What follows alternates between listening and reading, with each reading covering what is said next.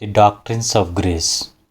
Reformed theology emphasizes the doctrines of grace, best known by the acronym Tulip. Though this does not correspond to the best possible names for the five doctrines.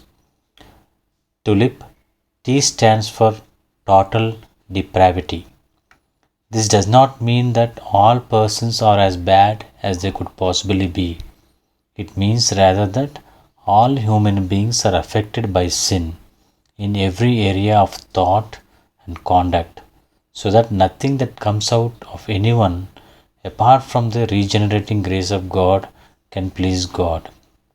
As far as our relationships to God are concerned, we are all so ruined by sin that no one can properly understand either God or God's ways, nor do we seek God unless He is first at work within us to lead us to do so.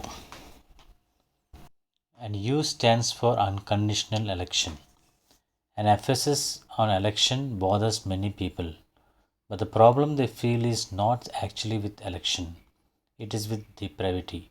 If sinners are as helpless in their depravity as the Bible says they are, unable to know and unwilling to seek God, then the only way they could possibly be saved is for God to take the initiative to change and save them.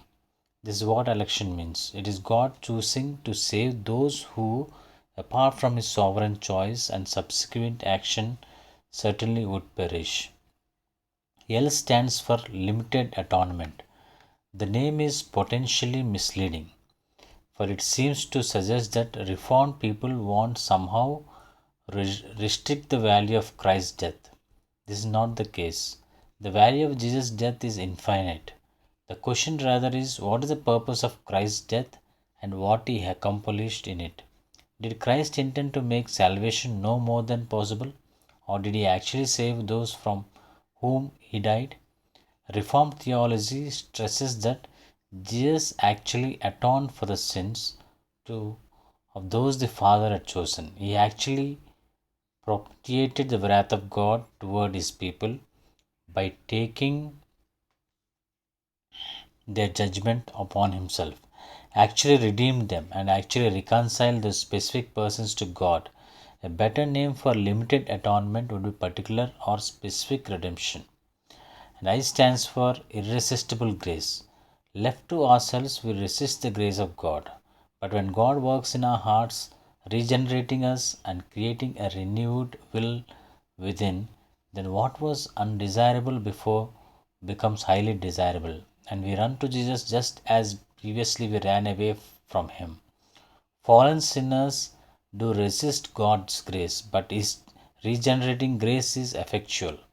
It overcomes sin and accomplishes God's purpose.